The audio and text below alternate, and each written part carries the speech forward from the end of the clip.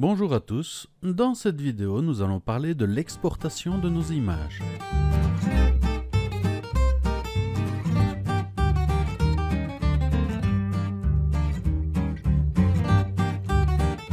Lorsque vous traitez vos images sous Lightroom, vous aurez certainement remarqué que vous ne sauvegardez jamais votre image.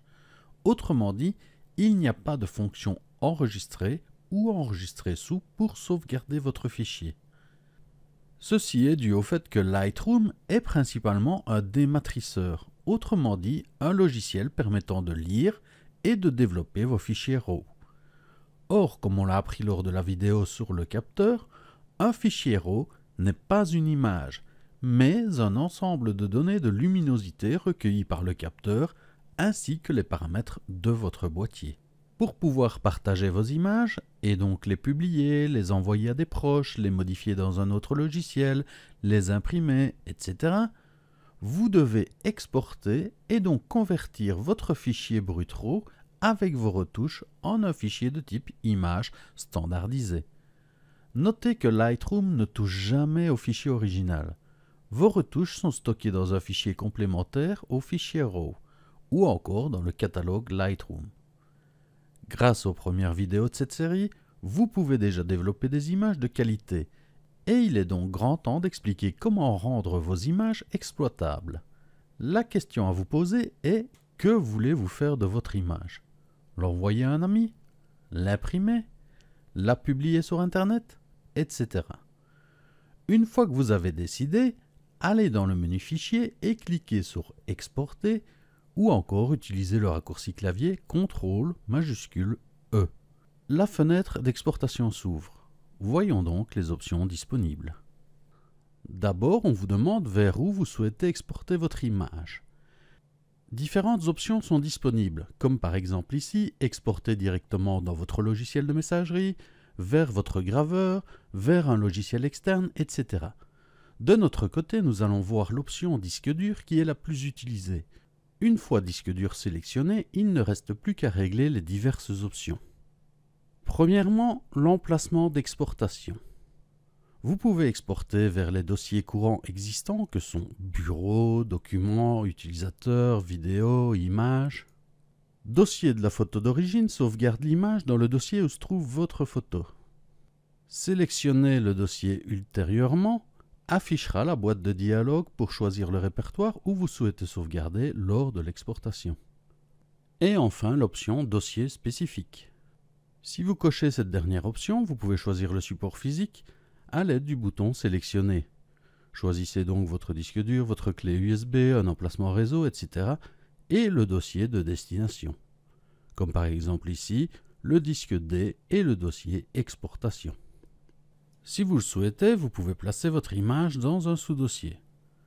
Pour cela, cochez Placer dans un sous-dossier et indiquez un nom pour votre sous-dossier. Par exemple ici, Test. Si le sous-dossier n'existe pas, il sera créé. Vous pouvez ensuite choisir d'ajouter la photo exportée à votre catalogue et l'ajouter à la pile d'images si vous sauvegardez dans le dossier d'origine. Je ne vous conseille pas ces options pour des raisons d'organisation de votre flux de travail. Vous n'avez en effet certainement pas envie de voir votre catalogue pollué par vos fichiers d'exportation. On vous demande ensuite que faire si le fichier existe déjà à l'emplacement choisi. Je vous conseille de laisser sur Demander conseil. Vous pourrez alors choisir que faire. Si vous êtes certain de ce que vous faites, vous pouvez choisir de donner un autre nom, remplacer le fichier sans avertissement ou encore ignorer tout simplement l'exportation. Deuxièmement, la dénomination du fichier. Ici, vous pouvez choisir ou non de renommer votre fichier. Si vous ne le renommez pas, votre fichier garde son nom d'origine. L'extension, elle, dépendra du format de sortie choisi dans la section Paramètres de fichier. Une option vous permet de la mettre en minuscule ou en majuscule. Si vous souhaitez renommer votre fichier, cochez Renommer en. Vous avez alors le choix entre différents paramètres prédéfinis. Par exemple, la date suivie du nom du fichier, un nom de fichier suivi d'une séquence. Vous pouvez ici définir le numéro de début de séquence, le nom du fichier, un nom personnalisé X so Y. Vous pouvez donner le titre ici du nom personnalisé, par exemple mère ici. Le numéro de début de la séquence. Ici, c'est utile lorsque vous exportez plusieurs images. Vous aurez alors, si vous exportez des images, mère 1 sur 10, 2 sur 10, 3 sur 10, etc. Une autre option est le nom personnalisé suivi du numéro de fichier d'origine. Le nom personnalisé suivi d'une séquence, que vous pouvez définir ici de nouveau. Un nom personnalisé, donc ici juste le nom que vous avez choisi. Et enfin une option modifiée, qui permet d'éditer un modèle pour votre nom de fichier. Vous voyez qu'ici, on a déjà le tag texte personnalisé. Il correspond au nom que nous avons entré, mère. Vous pouvez entrer librement du texte ici. Par exemple, je vais mettre le signe underscore. Je peux rajouter un tag comme le nom du fichier. Il me suffit de cliquer sur insérer. Vous voyez, j'ai toutes sortes de tags disponibles. Il me suffit de faire insérer. Je vais choisir un numéro de séquence. Je vais d'abord mettre un underscore. Je vais choisir un numéro de séquence en 3 chiffres. Voilà. Je peux ajouter une date et je peux ajouter, si je le souhaite, des métadonnées. Je vais encore ajouter un underscore. Ici, toute une série de métadonnées. Et ce qui m'intéresse, c'est l'autre liste. Par exemple, je vais mettre la vitesse ISO. Encore un underscore. Et je vais choisir la focale. Une fois que cela me convient, je fais terminer. Regardez maintenant à quoi ressemble mon nom de fichier. Ici, je vois que pour la focale, j'aimerais bien avoir un petit F devant le 18. Je retourne ici dans Modifier. Et je vais simplement ajouter la lettre F ici devant ma distance focale. Terminé. Et vous voyez que mon nom de fichier est adapté. À vous de tester les nombreuses possibilités afin de trouver un nom qui vous convient. Troisièmement, la vidéo. Vous trouvez ici des paramètres pour traiter des fichiers vidéo. Cela ne nous intéresse pas pour notre formation. Quatrièmement, les paramètres de fichiers. D'abord, le format d'image. Vous avez le choix entre JPEG, PSD, TIFF, DNG et original. Nous ne verrons ici que le JPEG que vous utiliserez dans plus de 90% des cas. Les autres formats étant réservés à des utilisations particulières. Ensuite, on vous demande de choisir l'espace colorimétrique. De quoi s'agit-il? Pour faire simple, un espace colorimétrique est un ensemble de couleurs plus ou moins étendues. L'espace Profoto RVB contient plus de couleurs que l'espace Adobe RVB, qui en contient lui-même plus que l'espace sRVB. Vous trouverez souvent la dénomination gamut pour parler de ces espaces couleurs. Notez aussi qu'il en existe bien d'autres que ces trois-là. Comme vous le savez si vous avez visionné la vidéo sur le capteur, un fichier RAW n'a aucune donnée de couleur. C'est votre logiciel qui va interpréter les couleurs lors de l'opération de dématrissage. Pour chaque pixel, il va associer une valeur de couleur RVB suivant l'espace colorimétrique choisi. Cette valeur RVB va représenter une couleur qui ne sera pas nécessairement identique d'un espace colorimétrique à un autre. Notez que sous Lightroom, vous ne choisissez pas d'espace colorimétrique. Lightroom travaille avec son propre espace de couleur. C'est lors de l'exportation qu'il faut associer un espace colorimétrique à votre fichier afin que Lightroom puisse faire la conversion des couleurs vers l'espace que vous avez choisi. Mais alors pourquoi se tracasser? Autant choisir le profil le plus large, Profoto RVB, et ainsi je suis sûr d'avoir le plus de couleurs possible. Eh bien non.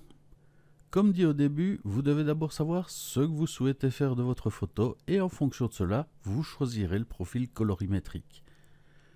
Chaque logiciel et ou périphérique n'est pas capable de traiter tous les espaces colorimétriques disponibles. Prenons un exemple concret.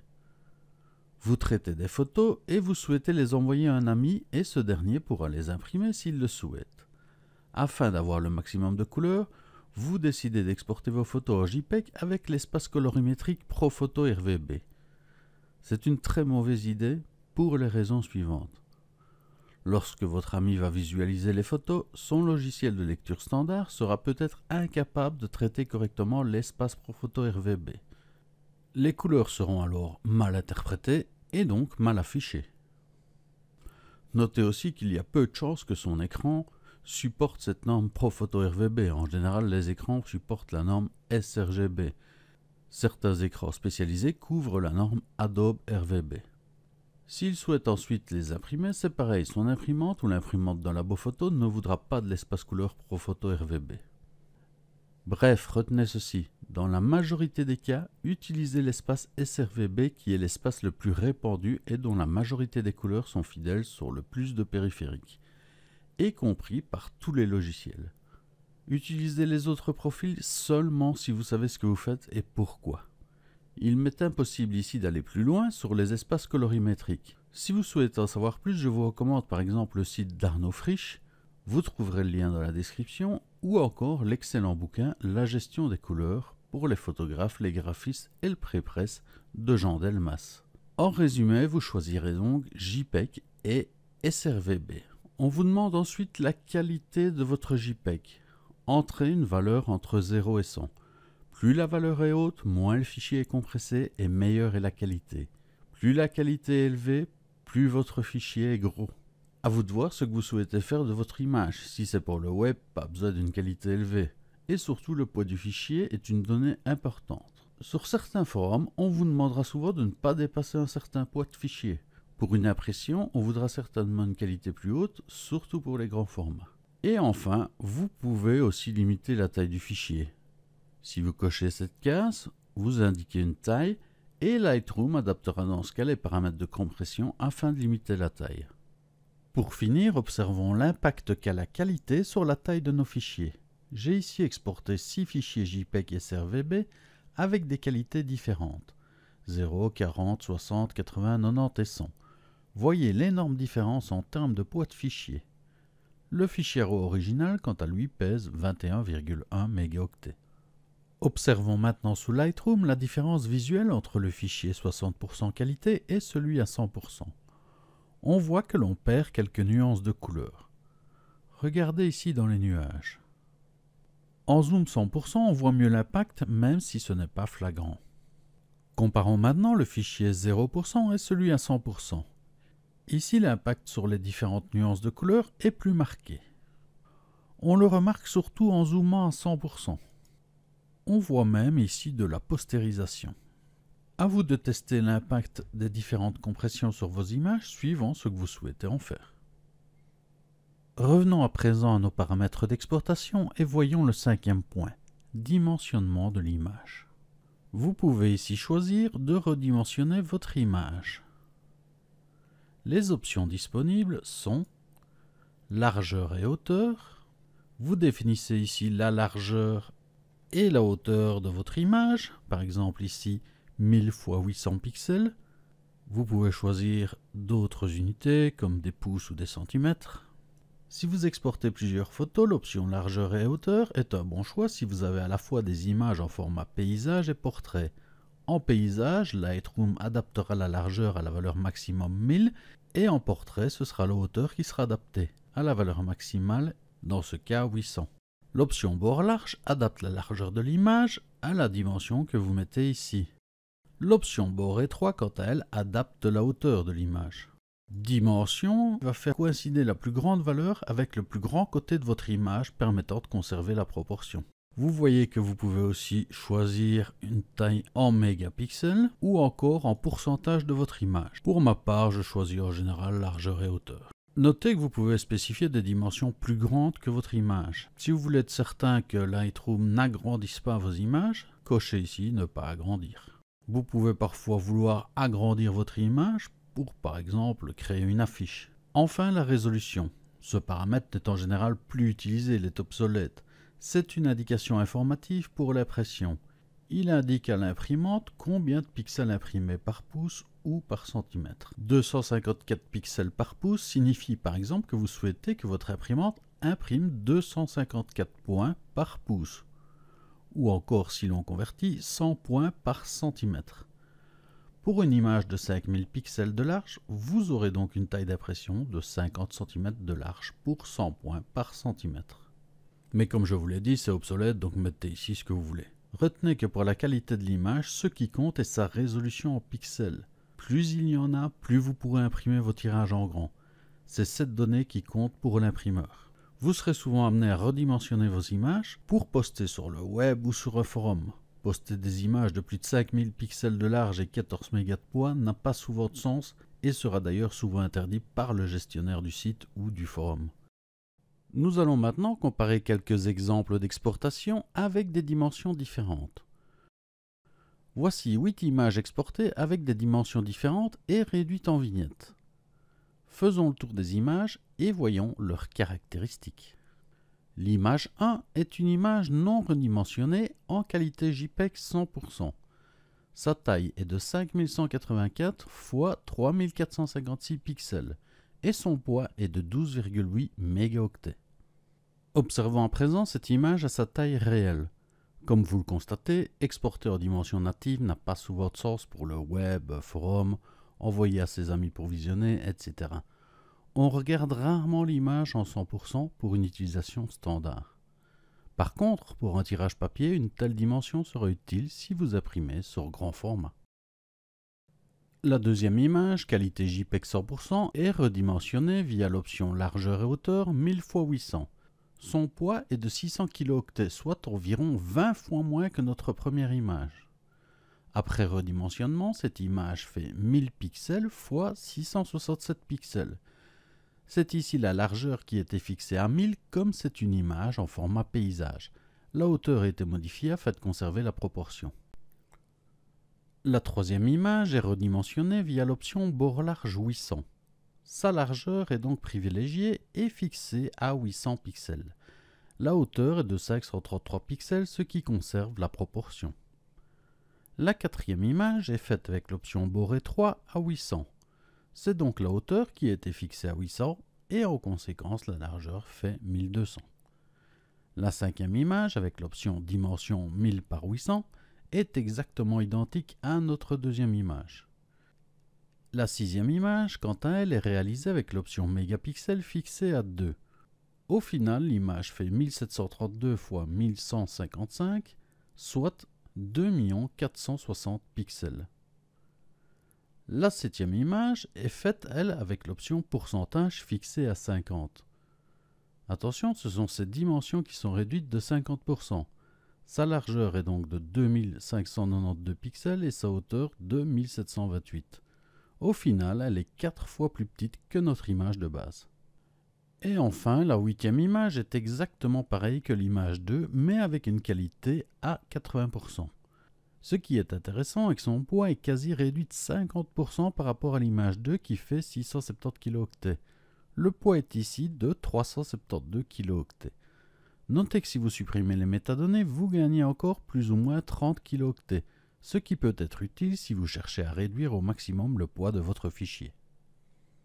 Revenons maintenant à nos options d'exportation. Sixièmement, la netteté de sortie. Vous pouvez ici demander à Lightroom d'accentuer vos images et donc d'en améliorer la netteté. Différentes options sont disponibles suivant la destination de votre image. Écran, papier mat ou encore papier brillant. Je vais choisir ici écran. Vous avez ensuite le choix entre différents gains de netteté. Une netteté faible, standard ou élevée. Ici je vais laisser sur standard. À vous de tester avec vos images pour voir l'impact. Lightroom adaptera la netteté en fonction de la sortie choisie et de la résolution de votre image. Septièmement, les métadonnées. Vous pouvez ici choisir quelles métadonnées vont être associées à vos fichiers.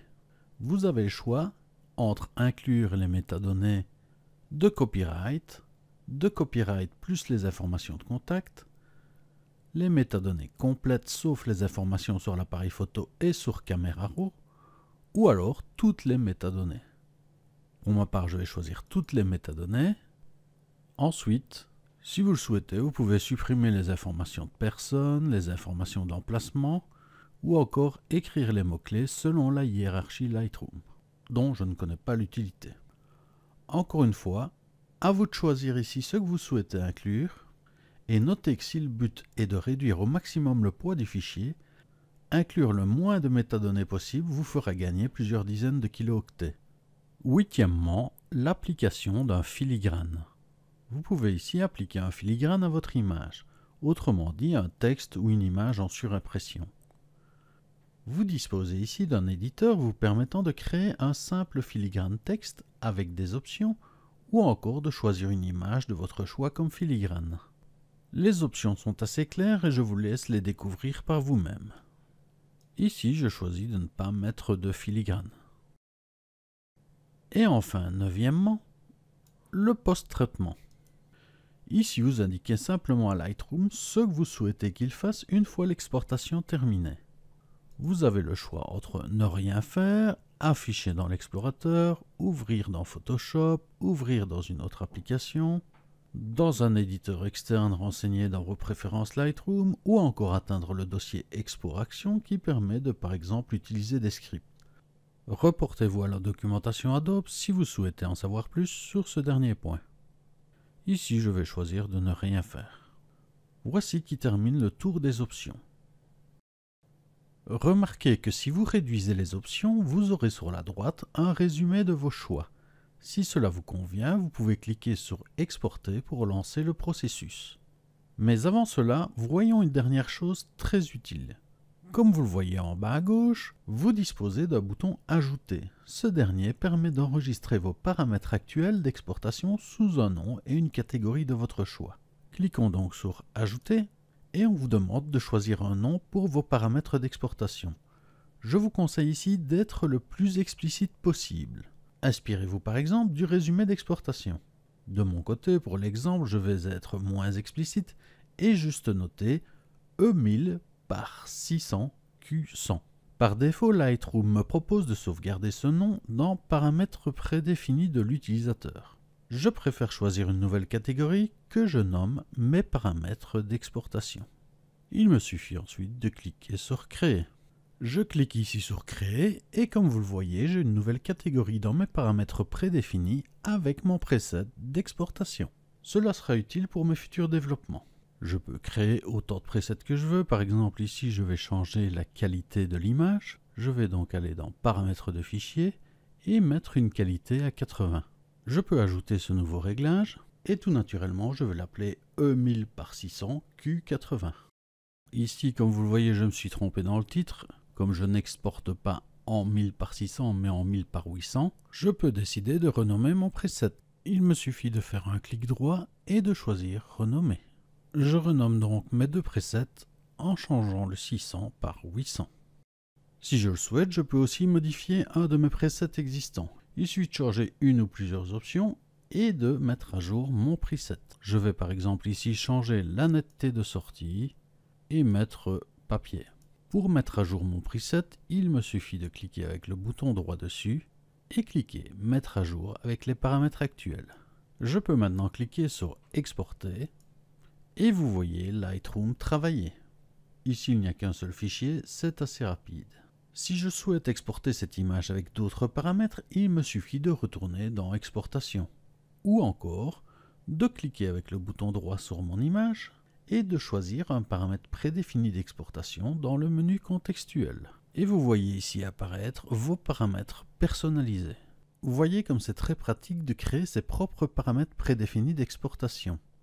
Il faut surtout s'assurer de les nommer de façon très explicite, pas comme ici, afin de ne pas se demander quel réglage ils comportent. Je vais choisir ici E1000 par 800 Q80. Vous voyez ici l'avertissement que le fichier existe déjà. Je demande à Lightroom d'utiliser un nom unique. Il va simplement rajouter un petit 1 derrière mon fichier. Ce tutoriel sur l'exportation de fichiers est à présent terminé. Merci de l'avoir suivi et à bientôt pour une prochaine vidéo.